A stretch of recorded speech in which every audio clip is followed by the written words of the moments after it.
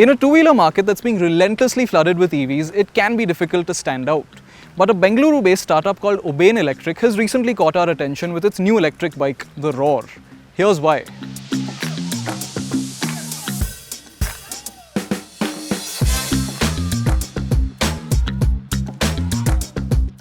First, the most pressing EV issue, range.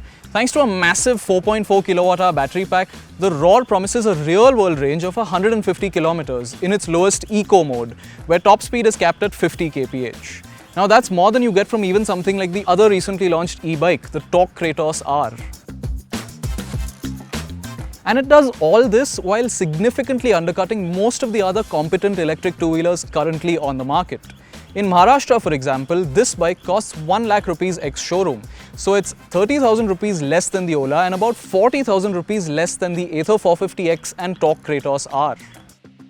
Here's how much the Rorr costs in the different states where it's being offered.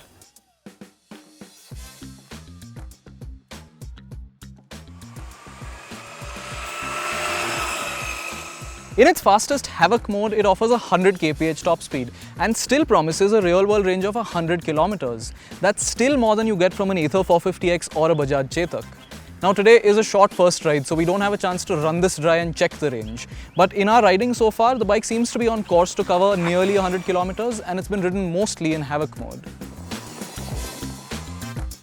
It's also worth noting that the Rorr gets an LFP or a lithium iron phosphate battery, which is a different sort of lithium ion battery with a number of advantages and also a few shortcomings. The biggest advantages are better chemical and thermal stability, and one of the shortcomings is lower energy density compared to a traditional lithium ion battery.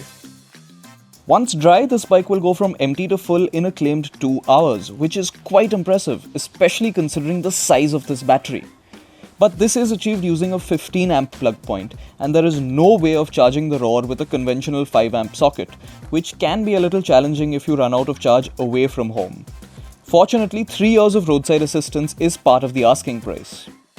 Oben will install a 15 amp socket at your house at no extra cost, and it plans to sell the Rorr in 9 cities across the country, with test rides starting from the 2nd of July in these 9 cities. We hope to ride the bike sometime in Mumbai in August and verify just how much range it really offers. But until then, here are our preliminary findings. Performance from the saddle is quite pleasing. In Havoc mode, it's about as quick as the quickest electric two-wheelers currently out there. In City mode, which is one lower, performance is still very usable and top speed is capped at a reasonable 70 kph. Even in Eco mode, you're not a liability on the road, and you can realistically use this mode if you need to eke out the maximum possible kilometers. But it's not all plain sailing in this department.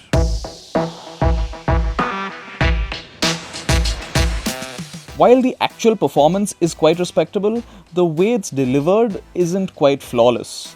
In Havoc mode, the throttle calibration has a lot of room for improvement, with very lurchy off-on transitions and disproportionate responses from the motor. In many cases, the mere weight of my palm resting on the right grip was enough to send the bike surging forwards, making for a very jerky ride. Things are a lot better in city and eco modes, where the throttle behaves more naturally and predictably, but there's still often a small lag between inputs at the grip and responses from the motor, and this is especially an issue when the bike continues to accelerate for a moment after rolling off the throttle. On the bright side, despite being in Havoc mode for most of the time and occasionally riding quite quickly in a hilly area, there was no real drop-off in performance levels, and the Rorr seemed to be managing battery and motor heat quite well, even though the ambient temperature was quite pleasant. Once again, a final verdict on heat management can only be arrived at once we put the bike through its paces in hotter temperatures, but the initial signs are good. So that's the performance dealt with, and now on to that other impressive number, the price. Having spent some time with this bike, it's quite apparent how Oben has managed to achieve this pricing. For one, it doesn't have many of the fancy features we're seeing on electric two-wheelers these days. You don't get things like a TFT display or speakers or cruise control or even a reverse mode.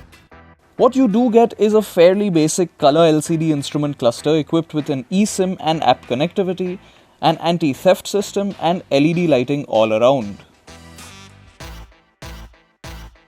But more than that, the Rorr comes across as a bit of a crude product. And it's not just crude compared to the other two-wheelers we've been mentioning here, it's crude for a bike that costs 1 lakh or more depending on where you buy it. The quality of castings leaves a lot to be desired. There are a lot of components with a very rough surface finish. The switchgear and the display are quite buggy and glitchy, and there are also just instances of plainly poor design. Things like when the handlebar is turned to full lock, some of these cables get pinched against the bodywork.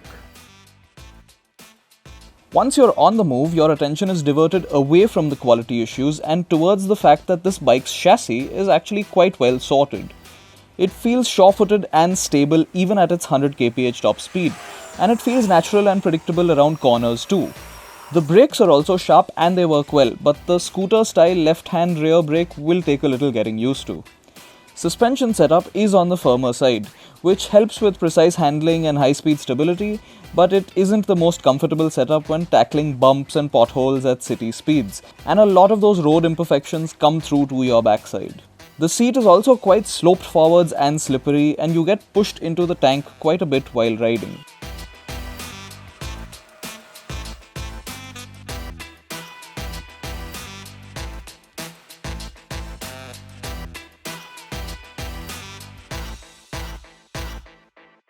The Oben Rorr is an e-bike that has potential because it's aiming to offer something that a lot of buyers seem to be asking for. A simple, no-frills, affordable e-bike with sizable range and usable performance. The basics. And so the lack of fancy features isn't a shortcoming here. That's simply what this bike is intended to be. What is an issue though is the fact that the Rorr does not come across as a finished product yet. There are a number of kinks here that the company needs to iron out before it hopes to begin deliveries in the festive season. If it manages to successfully do that, this is a bike that should find a fair share of takers.